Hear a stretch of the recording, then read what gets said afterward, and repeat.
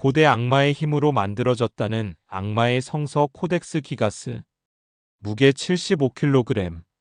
성인 남성 한 명을 통째로 들어 올리는 것과 맞먹는 무게입니다. 두 사람이 함께 들어야만 겨우 옮길 수 있는 이 책은 높이 92cm, 두께 22cm에 달합니다. 표지를 펼치면 310장의 양피지가 나타나는데 이 양피지 한 장 한 장은 놀랍게도 살아있는 동물의 가죽으로 만들어졌습니다. 학자들의 추산에 따르면 이 한 권의 책을 완성하기 위해 최소 160마리의 짐승 송아지 혹은 당나귀의 가죽이 벗겨져야 했습니다.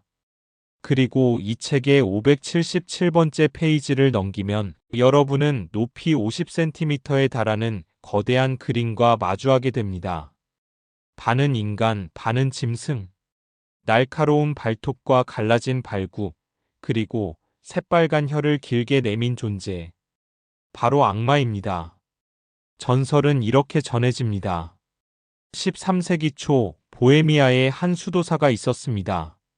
그는 계율을 어긴 죄로 산 채로 벽 속에 갇혀 죽는 형벌을 선고받았습니다. 목숨을 구걸하던 그는 원장에게 마지막 제안을 합니다. 단 하룻밤 만에 인류의 모든 지식을 담은 책을 써서 이 수도원을 영원히 빛나게 하겠습니다. 자정이 가까워질 무렵 그는 깨닫습니다. 인간의 힘으로는 절대 불가능한 약속이었다는 것을. 그래서 그는 신이 아닌 다른 존재를 향해 무릎을 꿇었습니다. 나의 영혼을 가져가는 대신 이 책을 완성시켜달라. 그리고 다음 날 아침 이 책은 완성되어 있었습니다. 이것이 바로 코덱스 기가스, 일명 악마의 성경의 탄생 전설입니다. 그런데 여기서 이상한 점이 있습니다. 목숨을 구걸하기 위해 완성한 신성한 책 속에 어째서 자신을 파멸시킨 그 악마의 초상화를, 그것도 성인 남성 몸통만 한 크기로 당당하게 그려 넣었을까요? 지금부터 우리는 800년의 시간을 거슬러 올라갑니다. 이 책을 소유했던 모든 사람에게 내려졌다는 저주. 불타는 왕궁에서 창문 밖으로 내던져지고도 살아남은 기적. 그리고 최신 과학이 필체 속에서 찾아낸 전설보다 더 소름 끼치는 진실까지. 오늘 세상에서 가장 크고 가장 위험한 책의 모든 것을 파헤쳐 보겠습니다. 제1장 하룻밤의 계약과 악마의 초상. 때는 13세기 초, 정확히는 1200년대 초반. 무대는 지금의 체코 공화국, 당시 보헤미아 왕국의 포들라지체라는 작은 베네딕토 수도의 소속 수도원입니다. 중세 수도원의 삶을 상상해 보십시오. 하루는 새벽 기도로 시작해 노동과 필사, 다시 기도로 끝나는 철저히 반복되는 규율의 연속이었습니다. 이 폐쇄된 공간 안에서 계율을 어긴다는 것은 단순한 실수가 아니라 공동체 전체의 질서를 흔드는 중대한 범죄로 취급되었습니다. 전설 속의 이 수도사가 정확히 어떤 죄를 지었는지는 기록마다 다릅니다. 어떤 판본에서는 수도 서원을 어겼다고 하고 또 다른 판본에서는 더 무거운 죄를 지었다고도 전해집니다. 하지만 형벌만큼은 모든 판본에서 동일합니다. 생매장. 벽을 쌓아 그 안에 사람을 가두고 서서히 굶주림과 어둠 속에서 죽어가게 만드는 중세에서도 가장 잔혹한 처벌 중 하나였습니다. 돌벽이 한 장 한 장 쌓여가는 그 순간 이 수도사는 마지막 카드를 꺼냅니다. 단 하룻밤 만에 인간이 알고 있는 모든 지식을 담은 책을 만들어 수도원에 바치겠다는 약속. 목숨을 건 도박이었습니다. 자정이 가까워질수록 그는 절망합니다. 아무리 손을 빨리 움직여도 촛불 하나에 의지해 이토록 방대한 분량을 하룻밤 안에 옮겨 적는다는 것은 인간의 능력을 벗어난 일이었으니까요. 결국 그는 무릎을 꿇고 처음으로 신이 아닌 다른 이름을 부릅니다. 타락한 천사, 빛을 잃은 자, 곧 사탄입니다. 나를 도와 이 책을 완성시켜 준다면 내 영혼을 가져가라. 전설에 따르면 그 순간 악마가 나타났고 남은 밤 동안 초인적인 속도로 책이 완성되었습니다. 그리고 동틀 무렵 감사와 두려움이 뒤섞인 마음으로 수도사는 마지막 페이지에 자신을 구원한, 동시에 파멸시킨 그 존재의 얼굴을 그려 넣었다고 합니다. 여기서 우리가 주목해야 할 지점이 있습니다. 코덱스 기가스에 그려진 악마의 그림은 단순한 사파가 아닙니다. 세로 길이 약 50cm, 페이지 전체를 가득 채우는 이 그림은 중세성서 필사본 어디에서도 유래를 찾기 힘든 파격적인 크기입니다. 더 흥미로운 점은 그림의 위치입니다. 이 악마의 초상은 책 전체의 정확히 절반 지점, 그러니까 구약성경과 신약성경 이후에 세속적인 텍스트들이 시작되기 직전에 자리하고 있습니다. 그리고 바로 그 맞은편 페이지에는 천상의 도시 하늘의 예루살렘을 묘사한 그림이 나란히 배치되어 있습니다. 즉 이것은 단순히 겁에 질린 수도사가 두려움에 떨며 그려넣은 낙서가 아니라 철저히 계산된 신학적 구도라는 것입니다. 한쪽에는 천상의 낙원, 그 맞은편에는 지옥의 존재. 학자들은 이 배치가 우연이 아니라 이 책 전체를 관통하는 성과 악, 구원과 타락이라는 거대한 세계관의 축소판이라고 해석합니다. 다시 말해 악마의 그림이 이토록 당당하고 거대하게 그려진 이유는 두려움의 표현이 아니라 오히려 중세인들이 세상을 바라보던 방식 그 자체였을 가능성이 높습니다. 신과 악마, 천국과 지옥이 나란히 존재하는 하나의 완결된 우주. 코덱스 기가스는 그 우주 전체를 한 권 안에 우겨 넣으려 한, 어쩌면 인간의 오만에 가까운 시도였는지도 모릅니다. 하지만 여전히 풀리지 않는 의문이 남습니다. 만약 이것이 그저 신학적 상징이었다면 왜 하필 하룻밤 만에 완성했다는 전설이 이토록 끈질기게 살아남았을까요? 그 답을 찾기 위해 우리는 이제 이 책의 실제 내용물 속으로 들어가야 합니다. 제2장 거대한 양피지 속 감춰진 비밀. 코덱스 기가스를 단순히 거대한 성경책이라고 부르는 것은 이 책을 절반도 설명하지 못하는 표현입니다. 이 책은 사실상 13세기 초 유럽 지식인이 접할 수 있었던 거의 모든 분야의 지식을 압축한 백과사전에 가깝습니다. 내용물을 하나씩 뜯어보겠습니다. 먼저 책의 절반 가까이를 차지하는 것은 라틴어 불가타 성경, 즉 구약과 신약 전체입니다. 흥미롭게도 사도행전과 요한계시록만큼은 불가타 이전에 더 오래된 라틴어 번역본을 사용했다는 사실이 확인되었는데, 이는 필사자가 상당히 다양한 원본 문헌에 접근할 수 있었던 인물이었음을 시사합니다. 여기에 더해 유대인 역사가 요세푸스의 저작, 초기 교회사의 아버지로 불리는 에우세비우스의 역사서, 신학자 이시도루스 세비야의 어원학 백과사전, 그리고 보헤미아 지역의 초기 역사를 다룬 코스마스의 연대기까지 포함되어 있습니다. 그런데 여기서부터가 진짜 흥미로운 지점입니다. 이 책에는 순수한 신학 문헌만 있는 것이 아닙니다. 질병을 치료하는 처방과 약초에 대한 지식을 담은 의학서, 그리고 놀랍게도 엑소시즘, 즉 퇴마의식에 사용되는 주문과 참회의식을 담은 주술적인 텍스트까지 나란히 필사되어 있습니다. 상식적으로 생각하면 이상한 조합입니다. 한쪽에는 신의 말씀이, 바로 몇 페이지 뒤에는 귀신을 쫓아내는 주문과 병을 물리치는 주술적 처방이 나란히 놓여 있는 것이니까요. 하지만 중세인들의 세계관 속에서는 이것이 전혀 모순이 아니었습니다. 중세 유럽인들에게 질병과 악령, 죄악은 명확히 구분되는 개념이 아니었습니다. 몸이 아픈 것은 곧 악한 영이 몸에 침투했다는 신호일 수 있었고, 그것을 물리치기 위한 퇴마의식은 성직자의 정당한 종교적 임무였습니다. 즉 성경, 의학, 그리고 퇴마 주문은 중세인의 눈에는 하나의 연속선상에 있는 인간을 구원하고 지키기 위한 지식체계였던 것입니다. 이런 관점에서 보면 코덱스 기가스는 단순한 성경이 아니라 인간의 영혼과 육체를 동시에 지켜내기 위한 일종의 종합방어 매뉴얼에 가까웠던 셈입니다. 그리고 그 방대한 매뉴얼의 정중앙에 방어해야 할 대상인 악마의 얼굴이 자리 잡고 있는 것이죠. 자, 이제 가장 중요한 질문으로 넘어가겠습니다. 정말로 이 책은 하룻밤 만에 쓰였을까요? 현대의 고문서학자들은 이 질문에 답하기 위해 코덱스 기가스의 필체를 정밀하게 분석했습니다.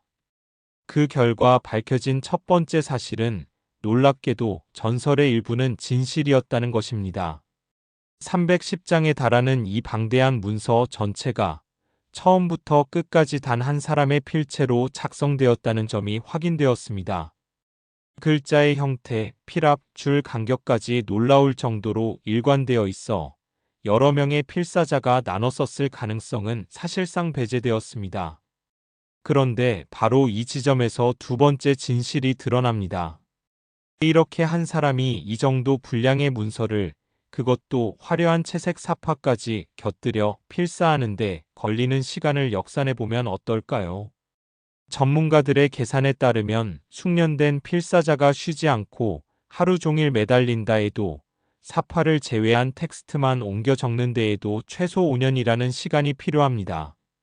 여기에 채색과 장식, 그리고 집필 과정에서의 교정과 준비 기간까지 고려하면 실제로는 20년에서 30년에 걸쳐 완성되었을 것이라는 것이 현재 학계의 정설입니다.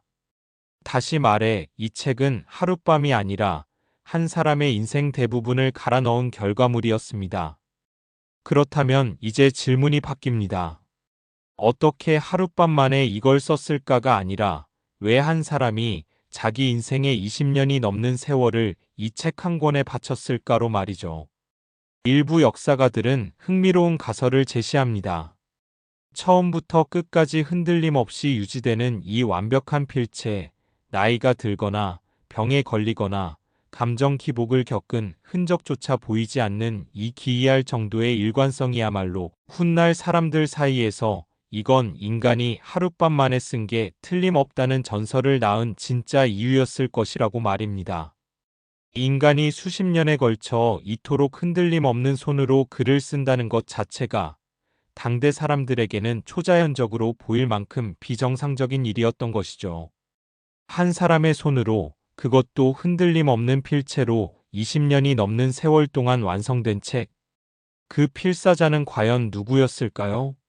그리고 이 방대한 지식과 시간을 쏟아부은 이 책은 완성된 이후 어떤 운명을 맞이했을까요?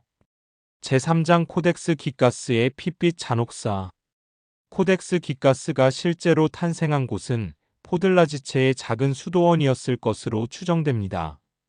하지만 이 거대한 책을 소유하기에 그곳은 너무 가난했습니다. 얼마 지나지 않아 포들라지체 수도원은 재정적으로 파산 상태에 이르렀고 이 책은 브르제브노프 인근의 더 큰 베네딕토 수도원으로 옮겨졌다가 이후 보헤미아 북부의 시토 수도회로 다시 브로우모프의 베네딕토 수도원으로 흘러가는 등 여러 종교기관을 전전하게 됩니다. 책이 이동할 때마다 함께 따라다닌 것은 단순한 소문이 아니었습니다. 이 책을 소유한 곳마다 재정적 어려움과 불운이 뒤따른다는 이야기가 사람들 사이에 퍼지기 시작했고, 이는 코덱스 기가스의 악마의 저주가 깃든 책이라는 이미지를 더욱 공고히 만들었습니다. 이 책의 운명에서 가장 극적인 전환점은 16세기 말에 찾아옵니다. 당시 신성로마 제국의 황제였던 루돌프 2세는 프라하를 신비주의와 연금술, 오컬트의 수도로 만든 인물로 유명합니다. 그는 유럽 각지에서 마법서, 점성술 문헌, 연금술 실험 도구들을 끌어모으는데 집착에 가까운 열정을 쏟았습니다.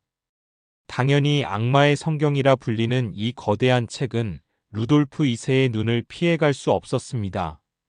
그는 이 책을 손에 넣기 위해 브로우모프 수도원에 상당한 금액을 지불했고, 결국 코덱스 기가스는 프라하 성의 황실 소장품 목록에 이름을 올리게 됩니다. 역사가들에게 루돌프 2세는 흥미로운 인물입니다. 그는 통치 후반기로 갈수록 극심한 우울증과 편집증적 증세에 시달렸고, 정무를 등한시한 채 신비주의적 실험과 수집에만 몰두하다가 결국 동생에게 실질적인 권력을 빼앗기는 비극적인 몰락을 맞이합니다. 물론 이를 순전히 악마의 저주 탓으로 돌리는 것은 지나친 비약일 수 있습니다. 그는 애초에 심리적으로 불안정한 기질을 가진 것으로 알려져 있었고, 정치적 압박과 종교 갈등이라는 시대적 배경 역시 그의 몰락에 큰 영향을 미쳤기 때문입니다. 하지만 적어도 하나는 분명합니다. 이 책을 소장했던 시기의 루돌프 2세는 유럽 역사에서 가장 기이하고 비극적인 군주 중 한 명으로 기록되어 있다는 사실입니다. 루돌프 2세가 세상을 떠난 뒤에도 코덱스 기가스는 계속 프라하 성에 남아 있었습니다. 그러다 유럽 전역을 초토화시킨 30년 전쟁, 그 참혹한 종교전쟁의 막바지인 1648년 프라하는 스웨덴 군대의 공격을 받게 됩니다. 스웨덴 군대는 프라하 성을 점령하며 황실이 수집해 놓은 방대한 예술품과 문헌들을 전리품으로 약탈했습니다. 그리고 이 약탈 목록 속에 다른 무엇보다 눈길을 끌었던 것이 바로 이 거대한 악마의 성경이었습니다. 코덱스 기가스는 그렇게 전쟁의 전리품이 되어 보헤미아를 떠나 스웨덴 스톡홀름으로 실려가게 됩니다. 그리고 그곳이 바로 지금까지도 이 책이 머무르고 있는 최종 목적지입니다. 하지만 코덱스 기가스의 파란만장한 여정은 여기서 끝나지 않았습니다. 스웨덴에 도착한 지 약 반세기가 지난 1697년 스톡홀름의 왕궁에서 대화재가 발생합니다. 궁 전체를 집어삼킨 이 화재 속에서 왕실 도서관에 소장되어 있던 수많은 귀중한 문헌들이 잿더미로 변했습니다. 그런데 이 절체절명의 순간 전해지는 이야기에 따르면 누군가 코덱스 기가스만큼은 반드시 구해야 한다는 다급함에 이 무려 75kg에 달하는 거대한 책을 통째로 들어 올려 창문 밖으로 내던졌다고 합니다. 불길 속에서 탈출할 시간이 없었기에 벌어진 그야말로 극단적인 선택이었습니다. 이 이야기가 사실이라면 아래에서 지켜보던 누군가는 하늘에서 떨어지는 이 거대한 물체에 맞아 다쳤을 수도 있다는 후일담까지 함께 전해져 내려옵니다. 실제로 화재 이후 이 책에 남겨진 손상, 특히 표지 일부의 파손 흔적은 이 극적인 탈출극을 뒷받침하는 물리적 증거로 여겨지고 있습니다. 한번 생각해 보십시오. 성인 남성의 몸무게에 맞먹는 이 거대한 책은 그렇게 다시 한번 불길로부터 살아남았습니다.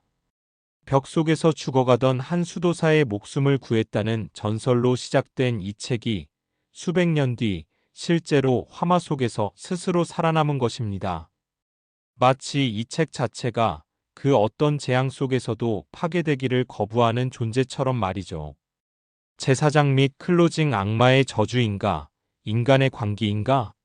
오늘날 코덱스 기가스는 스웨덴 국립도서관에 안전하게 보관되어 있으며 정기적으로 일반에 공개되어 많은 사람들이 직접 관람할 수 있습니다. 현대 고문서학과 역사학이 축적한 연구 결과를 종합하면 이 책을 둘러싼 전설의 실체는 이제 상당 부분 밝혀져 있습니다. 이 책은 악마가 하룻밤 만에 완성한 것이 아니라 이름조차 명확히 전해지지 않는 한 수도사가 인생의 20년, 어쩌면 그 이상을 바쳐 완성한 결과물이라는 것이 정설입니다. 그리고 그 안에 담긴 성경과 역사서, 의학서와 테마 주문은 서로 모순되는 것이 아니라 인간의 영혼과 육체와 세계 전체를 하나의 틀 안에 담아내려 했던 중세인들의 방대한 지적 야심의 산물이었습니다. 그러나 여전히 완전히 해소되지 않은 질문들이 남아 있습니다. 그는 정말로 어떤 죄를 지어 이런 거대한 프로젝트에 매달리게 되었을까요? 20년이 넘는 세월 동안 단 한 번도 흔들리지 않은 그 필체는 어떻게 가능했을까요? 그리고 무엇보다 페이지 전체를 채운 그 거대한 악마의 얼굴을 그려 넣을 때 그는 과연 무슨 생각을 하고 있었을까요? 어쩌면 이 질문들에 대한 완벽한 답은 영원히 찾을 수 없을지도 모릅니다. 그 답을 아는 유일한 사람은 800년 전에 이미 세상을 떠났기 때문입니다. 코덱스 기가스를 단순히 오컬트 미스터리로만 소비하기엔 이 책이 품고 있는 이야기는 훨씬 더 깊은 곳을 건드립니다. 이것은 결국 죽음 앞에 선 한 인간이 구원을 갈망하며 자신의 남은 생 전부를 하나의 목표에 쏟아부은 이야기입니다. 죄를 지었든 벌을 피하려 했든 혹은 단순히 신앙과 지식에 대한 광적인 열정이 있었든 그 필사자는 자기 인생의 절반에 가까운 시간을 오로지 이 한 권의 책에 바쳤습니다. 그 결과물 속에는 신에 대한 경외와 인간을 위협하는 악에 대한 공포, 그리고 그 모든 것을 필사라는 육체적 고행을 통해 하나로 통합하려 했던 처절한 집착이 함께 녹아 있습니다. 그리고 그렇게 완성된 이 책은 파산한 수도원을, 광기에 빠진 황제를, 전쟁과 약탈을, 그리고 활활 타오르는 왕궁의 화형까지 모두 견뎌내고 지금 우리 앞에 남아 있습니다. 어쩌면 이 책에 진짜로 깃든 것은 악마의 저주가 아니라 800년이라는 시간의 파괴력조차 이겨낸 한 인간의 지독한 집념 그 자체였는지도 모릅니다. 지금까지 세상에서 가장 크고 가장 기이하며 가장 많은 이야기를 품고 있는 책, 코덱스 기가스의 모든 것을 살펴보았습니다.